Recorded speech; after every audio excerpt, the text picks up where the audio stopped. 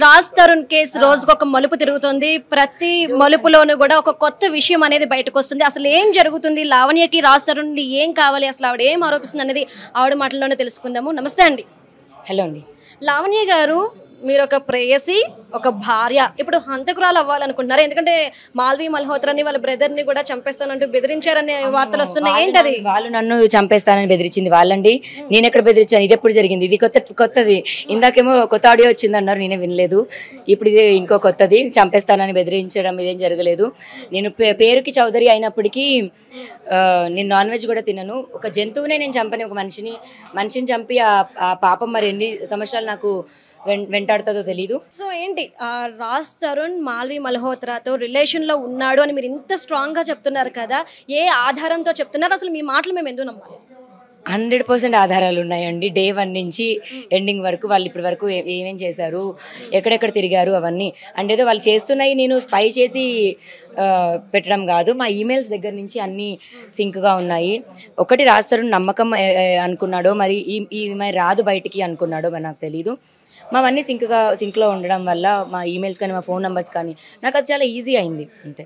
మరి పోలీసులకి మీరు కేసు పెట్టినప్పుడే ఎందుకు ఆధారాలు ఇవ్వకంటే ఇంత లేట్ చేశారు? సో ఆ రోజు కంప్లైంట్ ఇచ్చి బయటకు రాగానే ఫస్ట్ది ఆర్టీవీలో ఇవ్వడం జరిగింది. వెంటనే చాలా ఫాస్ట్గా అన్ని న్యూస్లోకి వచ్చేసింది. అందులో ఇప్పుడు నాకు జరిగిన అన్యాయంది మాట్లాడకుండా రాజ్ తరుణ్ది ఒకటి హైలైట్ అయ్యింది. 1 డే మొత్తం మీడియాతోనే అయింది. ఎక్కడ నాకు ఛాన్స్ ఉంది? నేను ఫస్ట్ గాబర్ పడిపోయాను. నాకు కెమెరాస్ ఇదంతా ఇప్పుడు అలవాట్లేదు. ఇప్పుడు ఎంత మనం యాక్టర్ ఉన్నా అలవాటు లేకుండా ఒక 10 years గ్యాప్ తీసుకొని ఉంటే మళ్ళీ తట్టుకోలేము. కెమెరాస్లో అలా నేను తట్టుకోలేక మాత్రమే కొంచెం ఫస్ట్ నాకు నేను బ్రీత్ ఇన్ బ్రీత్ అవుట్ చేసి ఓకే కాన్షియస్లోకి వచ్చి టైం తీసుకొని గ్యాదర్ చేసి అప్పుడు కూర్చున్నాను నేను. ఓకే, రాజ్ తరుణ్ గారికి అలానే మాల్వి మల్హోత్రాకి మధ్య రిలేషన్ ఉంది అని మీరు అంటున్నారు. మీకు సాయి గారికి మధ్య కూడా రిలేషన్ ఉందని చెప్పేసి రాజ్ తరుణ్ అంటున్నారు. మరి మీ మాటలు మేము నమ్మినప్పుడు రాజ్ తరుణ్ గారి మాటలు కూడా నమ్మాలా? నమ్మండి. ఓకే సరే రిలేషన్ ఉంది అని అంటున్నారేమో అనుకోనండి, నమ్మండి, ఉంది అనుకోండి. కానీ నేనైతే నా మనిషిని వదిలేదు కదా. సరే మరి అతనికి తెలిసినప్పుడే మరి ఆ రోజు వెళ్ళిపోవాల్సింది, మరి ఇన్ని రోజులు ఎందుకు ఆగాడు? 11 ఏళ్ళు మీరు ఆయనతో రిలేషన్లో ఉన్నారు, పెళ్లి చేసుకున్నాను అని చెప్పేసి అంటున్నారు, అబోర్షన్ అయ్యింది అని చెప్పేసి మీరు అంటున్నారు. పెళ్లి చేసుకున్నట్టు కానీ అబోర్షన్ అయినట్టు కానీ మీ దగ్గర ఏమైనా సాక్ష్యాలు ఉన్నాయా? సాక్ష్యాలు ఆల్రెడీ అన్ని పోలీసులు సబ్మిట్ చేయడం జరిగింది. సో దొంగచాటుగా పెళ్లి చేసుకున్నాను అన్నారు, మరి పెళ్లి అయ్యింది అని ఎలా చెప్తున్నారు? దొంగ చాటు అని కూడా నాకు తెలియదండి, అలా అనకూడదని కాదు. మరి దేవుడైతే సాక్ష్యం ఉన్నాడు. దొంగ చాటుగా దేవుడు సాక్షిగా చేసుకున్నాము. సో చిన్న పిల్లలం కూడా కదా, ఊరికి కూడా పాపం రాజు కూడా మంచోడు. పాపం ఎంత మంచోడు అంటే ఊరికే కూడా మాట ఇవ్వకుండా దేవుడు ముందు మరి కట్టేసి దేవుడు ముందు తాళి కట్టేసే చేసుకున్నాడు. కాకపోతే కొంచెం సెటిల్ అయిన తర్వాత ఇంకొంచెం డబ్బులు సంపాదించుకొని మంచిగా చేసుకుందాం అనుకున్నాం. ఈ ప్రాసెస్లోనే ఇంకా లైఫ్ కష్టాలు. మీకు డ్రగ్స్ తీసుకునే అలవాటు ఉందా? లేదండి. మరి ఎందుకు జైలుకి వెళ్ళారు? మరి అప్పుడప్పుడు హెడేక్ వస్తే కాంబిఫ్లామ్ వేసుకుంటాను. మరి మీకు డ్రగ్స్ తీసుకునే అలవాటు లేకుండా జైలుకి ఎందుకు వెళ్ళినట్టు మీరు? సో దాని మీదే నా ఫైట్ అండి. నేను ఎందుకు జరిగిందో నాకు తెలీదు. అప్పుడు నా శత్రువులు ఎవరు అని నేను కొంచెం చూసుకుంటున్నాను. ఒక పాయింట్లో నేను మస్తానని అనుకున్నాను. మళ్ళీ మస్తాన్తో నేను మాట్లాడడానికి కారణం కూడా నేను మస్తాన్ పైన కేసు పెట్టడం జరిగింది. సో మస్తానే తిరిగి నా పైన చేస్తున్నాడేమో అని నేను అనుకొని మస్తానే నా శత్రువు అన్న దాంట్లోని వీళ్ళ పైన నేను అంత ఫోకస్ పెట్టలేదు. కానీ అసలుకి వస్తుంటే అసలు చేపించింది వీళ్ళేనేమో అని నా డౌట్. ఇప్పుడు మీ ఇద్దరి మధ్యలో 11 ఏళ్ళ మీ దాంపత్యంలో ఇలాంటి రోజు ఒకటి రావడానికి కారణం ఏంటి? మాల్వి మల్హోత్రా అండి. మీరేమో మాల్వి మల్హోత్రా అని చెప్పేసి మీరు అంటున్నారు, మేమేమంటున్నామంటే 2 చేతులు ఏంటో చప్పట్లవ్వు. మరి మీ ఇద్దరి మధ్య బ్రేకప్ రావడానికి మీ తరపు నుండి? తను మాల్వి మల్హోత్రా అసలు నా లైఫ్లో లేదు, జస్ట్ కోస్టారు. ఈ అమ్మాయి డ్రగ్స్ చేస్తుంది అందుకే నేను వెళ్ళిపోయాను, ఈ అమ్మాయి నేను ఉండగా ఇంట్లో డ్రగ్స్ చేస్తుంది అందుకే వెళ్ళిపోయాను, ఇంకొకరితో నేను ఉండగా ఇంకో అఫేర్ తెచ్చుకుంది అందుకే వదిలేశాను. మరి ఇవన్నీ చెప్తున్నాడు. ఇవన్నీ ఎక్కడి నుంచి ఎందుకు వచ్చాయి, ఎందుకు చెప్తున్నాడు? సో ఒక్కసారి అంటే ఒక పర్సన్ మన నుండి వెళ్ళిపోవడానికి మన బిహేవియర్ కూడా ఒక కారణం అని చెప్పేసి అందరూ అంటుంటారు. మీకు సంబంధించిన ఒక ఆడియో రిలీజ్ అయింది. సో అంటే 2 ఆడియోలో మేము ఒకటి క్లారిటీగా వింటే కనుక అందులో మీరు చాలా ప్రెస్టెన్షన్తో కొన్ని అన్పార్లమెంటరీ లాంగ్వేజ్ కూడా యూజ్ చేస్తున్నారు. మరి ఏంటి, దీన్ని బట్టి మీది కూడా ఒక పాత్ర ఉందనుకోవచ్చా? మరి ఏవండి, ఇప్పుడు బూతులు మాట్లాడినంత మాత్రాన ఒక పాత్ర రాసిచ్చుకోవాల్సిన అవసరం లేదు. అది మన డైలీ లైఫ్లో మాట్లాడేది ఏదో ఉంటే కొంతమంది ఎక్కువ బూతులు మాట్లాడతారు, కొంతమంది అసలు మాట్లాడరు. మరి మాట్లాడినోడు గొప్పోడు, మాట్లాడింది పిచ్చిది అయిపోతుంది అని మనం అంత జడ్జిమెంటల్గా ఉండాల్సి వస్తే మరి ప్రపంచంలో ఇప్పుడు ఎవడో బూతులు మాట్లాడకూడదు. ఆ రోజు మేము మాట్లాడుకున్నది గొడవ, గొడవ పడుతున్నది, కాల్ కూడా కాదు, ఇలా మాట్లాడుకుంటుంది. మనం ఇక్కడ కెమెరా, ఇక్కడ మైక్లో మాట్లాడుతున్నాం, అక్కడ తన జేబులో ఫోన్ రికార్డ్ చేసింది. అది ఇంకా ఆ రోజు ఎందుకు జరిగింది అని అంటే అతను ఈ రోజున ఇది ఎవరికంటే వినిపించడానికి జరిగింది. ఓకే, సో నా 32 years బిహేవియర్ ఈరోజు ఇలా కాదండి. అప్పటి నుంచి నేను ఇప్పటి వరకు ఒకే మనిషిని, ఒకటే అలవాట్లు, అన్నీ అంతే. రాజ్ తరుణ్తో 11 ఏళ్ళు మీరు ఎలా ఉన్నారు? అంటే ఏమైనా గొడవలు లాంటివి జరిగే వాళ్ళంటే చాలా ప్రేమగా చూసుకునేవాడు, ఎలా చూసుకునేవారు మిమ్మల్ని? అయ్యో, నేనంటే అబ్బాయికి చాలా ఇష్టం, మంచి రెస్పెక్ట్, అంత మంచిగా ఉండేది. అంత మంచిగా లేకపోతే ఇన్ని రోజులు నేను ఉండేదాన్ని కాదు. మరి మిమ్మల్ని కొట్టారు అనే వార్త ఒకటి బయటకు వస్తుంది. ఏంటి మిమ్మల్ని కొట్టారు, కొట్టినా సరే పట్టించుకోకుండా అట్లా ఉండిపోయారు అంటున్నారు, ఏంటి మరి? కొట్టడం అన్నదైతే, కొట్టుకోవడం అన్నదైతే జరుగుద్దండి. వాడు నన్ను కొడతాడు, నేను వాడిని కొట్టుకుంటాను. ఇదంతా ఫన్నా? ఫన్ కాదు, కలిసి అంటే మేము చిన్న వయసులోనే మేము కలిసి ఉండడంతో కలిసి పెరిగామని చెప్పుకోవచ్చు. సో మా ఇద్దరికి ఆ ఎఫెక్షన్ అది కూడా అంతే, హక్కు అంతే ఉంటుంది. అలాగే బూతులు వాడు మాట్లాడతాడు, నేను మాట్లాడతాను. మాకు ఈరోజు ఇది కొత్త కాదు.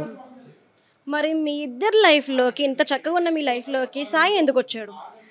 ఇప్పుడు సాయి అనేవాడు నేను ఎక్కడో కొని తెచ్చుకోలేదండి. సిచ్యువేషన్స్ అలా వచ్చాయి. సాయి అనే అతనితో ప్రాబ్లం ఏదో జరిగింది, అది కేసు నడుస్తుంది. ఆ కేసు ఏం నడుస్తుంది అన్నది కోర్టు చూసుకుంటుంది. ఇప్పుడు అది జరిగి ఇప్పుడు 1.5 year అవుతుంది.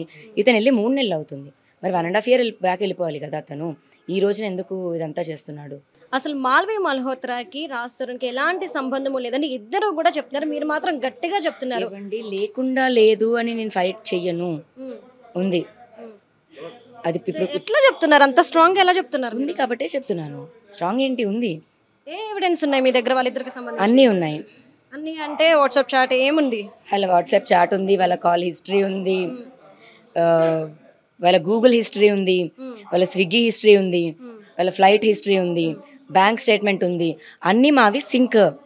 మాది ఐక్లౌడ్ అకౌంట్ దగ్గర నుంచి అన్నీ సింక్. వాడు ఐక్లౌడ్లో అక్కడ వాడు ఏం మెసేజ్ వస్తుందో ఇక్కడ నాకు ఐప్యాడ్లో వస్తుంది. ఇప్పుడు లావణ్య గారు మీరు ఎంత చెప్తున్నారు? రాజ్ తరుణ్ మరి నన్ను వదిలించుకోవడానికి మాల్విన్ కూడా యూజ్ చేసుకుని చేశాడేమో, మరి అతన్ని అడగండి. అంటే లావణ్య గారు అసలు రాజ్ తరుణ్ మిమ్మల్ని ఎందుకు, అంటే ఏ రీజన్ తో వదిలించుకోవాలి అనుకుంటున్నాడు? ఒక్క రీజన్ ఏంటండి, ఇన్ని రీజన్స్ చూపిస్తుంటే? మీరేమో చాలా చక్కగా, మేము చాలా సంతోషంగా ఉన్నామంటున్నారు, చాలా చక్కగా ప్రేమ అని కూడా మీరు చెప్తున్నారు. అంత ప్రేమ ఉన్నవాడు ఎందుకు వదులుతాడు? మనకి పాతకాలంలో ఏదో మందు పెట్టేసింది అంటారు కదా, మరి అదేం మందు పెట్టిందో. మరి దుబాయ్ వెళ్ళింది, మధ్యలో ఇటు వీడు ఉండగా కూడా మళ్ళీ ఏదో మాట్లాడుతుంది. ఎక్కడి నుంచో మందు తెప్పించుకొని వీడికి కొంచెం ఎక్స్పెన్సివ్ మందు పెట్టినట్టుంది, పోవట్లేదు. అంటే ఇప్పుడు రాజ్ తరుణ్ వచ్చి తను జైలుకి వెళ్ళొచ్చింది, తన మాట నమ్మద్దు, తను చెప్పేవన్నీ అబద్ధాలు అంటే మీరు ఏమంటారు? జైలుకి వెళ్ళొస్తే ఏంటి, జైలుకి వెళ్ళొస్తే ఏంటి? Jail is a place. ఒకటి శిక్ష పడ్డానుకో ఏమో నాకు తెలీదు, కానీ నేను జైలుకి వెళ్ళొచ్చిన దానికైతే నేను రెస్పెక్ట్ అండ్ గ్రాటిట్యూడ్ నేర్చుకుంటున్నాను. నాకు అక్కడ ప్రేమ దొరికింది, జైల్లో ప్రేమ దొరికింది. అక్కడ మనుషులకి తగిలిన దెబ్బలు, వాళ్ళ నిజంగా మేబీ జైలుకి చాలామంది క్రిమినల్సే కాదండి, మీరు కొన్ని చూస్తే చాలామంది అమాయకులు కూడా ఉన్నారు. అందరూ క్రైమ్ చేసి వచ్చిన వాళ్ళు ఏమి ఉండరు. ఒక ముసలావిడ ఉంది, 70 years ఉంటాయి, నడవడానికే లేదు. ఆవిడ పైన మర్డర్ కేసు వచ్చింది. ఆవిడలో నాకు అమ్మమ్మ ప్రేమ అయితే కనిపించింది. మనం చనిపోయిన అమ్మమ్మ ఇప్పుడు ఉండకపోవచ్చు, బట్ ఆవిడలో నాకు అమ్మమ్మ ప్రేమ. అలా ఎవరి మనుషుల్లో వాళ్ళు నాకు అలా కనిపించారు. థ్యాంక్ గాడ్ ఫీమేల్ జైలు అయిపోయింది, మేల్ అయ్యింటే అమ్మో ఇప్పుడు ఎన్ని సమాధానం చెప్పుకోవాల్సి వచ్చేది. అంటే ఫైనల్గా రాజ్ తరుణ్ నుండి ఏం కోరుకుంటున్నారంటే, ఇప్పుడు మీరు ఇంత కేసు వేసి ఇప్పుడు మీడియా ముందుకు వచ్చాము, తప్పు చేసాము, అతను చేశాడు, నేను చేశాను, మాల్వి మల్హోత్రా అయితే చేయలేదు. ఓకే, నేను తప్పు చేశాను, క్షమించి నన్ను యాక్సెప్ట్ చేయమని, నా దగ్గరకు వచ్చామని కోరుకుంటున్నాను. ఇంత రచ్చ జరిగిన తర్వాత, ఇంత చేసిన తర్వాత, ఆయనపై ఇన్ని ఆరోపణలు వచ్చిన తర్వాత మీ దగ్గరకు వచ్చి సంతోషంగా రచ్చ వచ్చి నిజం అది. ఇప్పుడు తిరిగి వచ్చేసిన మీతో పూర్వం ఉన్నట్టు ఉంటారని మీరు అనుకుంటున్నారు? అది స్టేట్ ఆఫ్ మైండ్ అండి, అది స్టేట్ ఆఫ్ మైండ్. అంటే మీరు ఎక్కడికి పోదు, బంధం ఎక్కడికి పోదండి ఎవరి మీదైనా. అంటే లావణ్య గారు ఒక చిన్న డౌట్, అంటే 11 ఏళ్ళు కలిసి ఉన్న మిమ్మల్ని మోసం చేసి వేరే అమ్మాయి దగ్గరికి వెళ్ళిపోయాడని మీరు అంటున్నారే, తిరిగి వచ్చిన దగ్గర కూడా వేరే దగ్గరికి వెళ్ళడానికి గ్యారంటీ ఉందా? మరి అలాంటి అబ్బాయిని ఎందుకు కోరుకుంటున్నారు? అంటే ఇంత దెబ్బ తగిలాక, ఇంత రచ్చ అన్నది చూసాక మళ్ళీ బుద్ధున్నోడు ఎవడన్నా వెళ్తాడండి? ఏమో మనుషులం కదండి, మారచ్చు కదా. అయితే మేబీ జైలుకి వెళ్ళి మారేసి వస్తాడేమో. సో అంటే మీ దగ్గరికి రాకపోతే జైలుకైనా వెళ్ళాలి, లేదంటే మీ దగ్గరికి. తప్పు ఒక మనిషి మారడం కోసం మనుషులమే తప్పులు చేస్తాము, అందరము చేస్తాము.